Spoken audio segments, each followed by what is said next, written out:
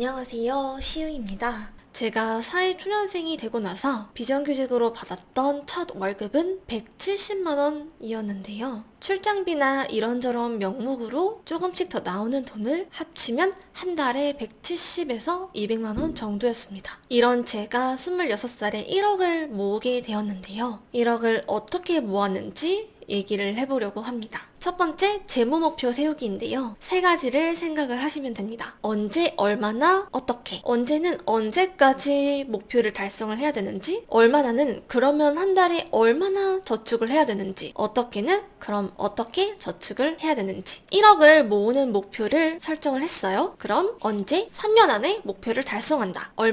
얼마나 저축해야 되는가? 1년에 모아야 할 금액이 나오고 얼마나 수익을 목표해야 되는지 나옵니다. 그러니까 언제까지 목표를 달성한다라고 세우게 되면 어느 정도 아껴야 되고 수익률은 어느 정도까지 나와야 된다는 것도 나오게 되는 거죠. 두 번째로 저축하기, 지출 통제하기인데요. 첫 번째 단계에서 목표 설정하면서 얼마나 저축해야 되는지 나왔죠? 그러면 소비를 얼마나 해야 되는지 자연스럽게 결정이 됩니다. 이게 말이 쉽죠.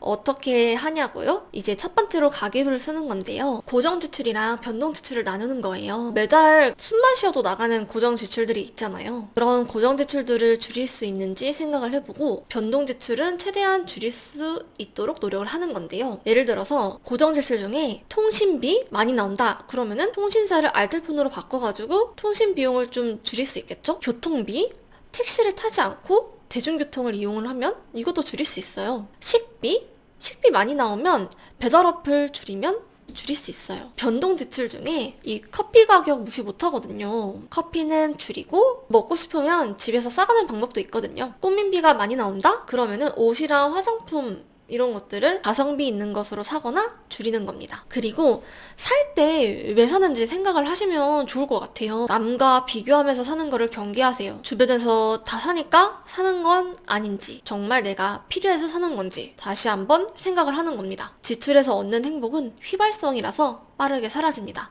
하지만 1억을 모으는 목표를 달성을 하면 이 행복은 오래 갑니다. 그리고 세 번째, 수익을 낸다. 수익 내는 방법 여러 가지가 있는데요. 일단 몸값을 올리는 건데요. 월급을 올리거나 이직하는 방법들이 있겠죠. 저는 이제 비정규직으로 월 200을 벌었지만 저의 몸값 올리는 데 집중을 했고 취직에 성공을 하게 돼서 월급이 250에서 270만 원으로 뛰었습니다. 이것만큼 효과적인 게 없는 것 같아요. 월 50이면 3년만 해도 1,800만 원이잖아요. 그리고 부수입을 만드는 겁니다. 여기서 얘기하는 거는 자본이 필요 없는 돈 잃지 않는 부수입인데요. 글 쓰는 걸 좋아하시면 네이버 블로그에 글을 써서 네이버 애드포스트를 신청을 할 수 있겠고요. 카카오톡 뷰 수익 창출하는 방법이 있습니다. 카카오뷰는 채널 친구가 100명 그리고 글 10개만 올리면 수익을 신청하라고 알람이 온다고 하더라고요. 요거는 직장을 다니면서 부담 없이 할 수 있는 거라고 생각이 들거든요. 그리고 종잣돈 모으면서 재테크 공부 꾸준히 하기인데요. 목표를 설정을 하고 지출을 통제하고 수익을 올려서 만약 1억을 모으는데 성공을 했어요. 그런데 재테크 공부를 하나도 안 했다? 그러면 2억을 모으는데 1억 모으는 것만큼 시간이 똑같이 소요됩니다. 1억 모으는데 만약 3년이 걸렸어요? 그러면 2년 모으는데 6년이 걸리는 거예요. 여러분 1억에서 끝나는 거 아니잖아요. 1억은 시작입니다. 재테크 공부 꾸준히 해야 돼요. 자, 공부 어떻게 하냐고요? 첫 번째, 책 보는 겁니다. 좀 재미없는 내용일 수도 있겠지만요. 2만 원도 안 되는 돈으로 살 수가 있잖아요. 그 이상의 값어치가 있어요. 빌 게이츠에게 어떤 초능력을 갖고 싶냐고 질문을 했을 때 책을 아주 빠르게 읽을 수 있는 능력을 갖고 싶다라고 했어요. 점심값도 안 되는 돈으로 이 한 사람의 노하우들을 엄청 뽑아낼 수가 있거든요. 그리고 내가 세상을 보는 눈이 넓어집니다. 저도 솔직히 얘기를 하면 과거에는 1년에 몇 권 읽지 않았어요. 하지만 요즘에는 한 달에 4권은 읽으려고 노력을 합니다. 재테크 기본서 추천드릴게요. 첫 번째, 부자 아빠, 가난 아빠. 두 번째, 부의 추월 자선. 세 번째, 돈의 심리학. 네 번째, 부의 인문학입니다. 두 번째, 재테크 유튜브 보기인데요. 내가 경제적 자유를 잃은 것이 아니기 때문에 부자가 된 사람의 발자취를 따라가는 게 쉽고 있고 빠르게 목표를 도달할 수 있다고 생각을 합니다. 시행착오를 덜하게 되는 건데요. 답안이 앞에 있는데 해낼 필요는 없다고 생각을 합니다. 보고 똑같이 따라하라는 건 아니고요. 이것저것 보다 보면은 본인이 이 자료가 맞는지 찾아보게 되고 판단을 할 수 있는 능력이 생기게 되거든요. 재테크 공부하는데 충분히 참고할 수 있다고 생각을 합니다. 세 번째, 강의 듣기인데요. 이 방법은 선택사항인 것 같아요. 왜냐면 안 보고서도 잘하는 분들도 많으니까요. 이런 방법도 있다는 거를 소개를 드려요. 유튜브를 보잖아요. 그러면은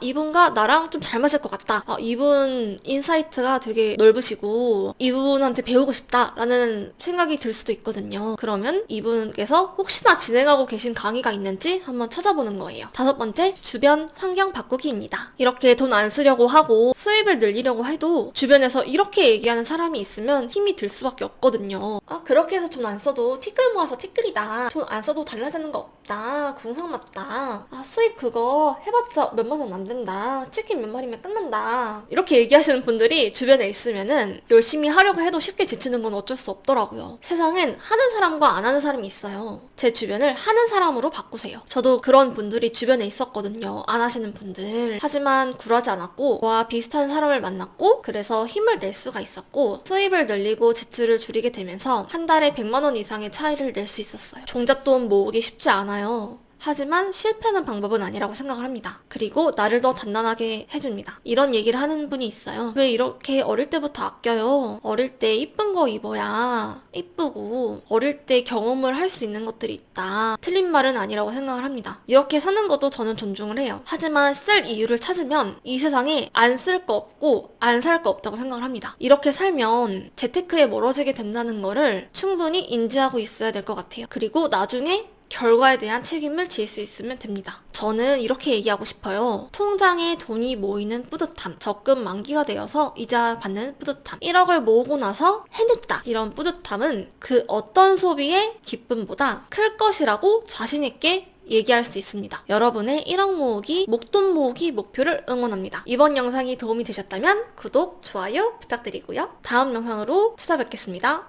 감사합니다. 안녕.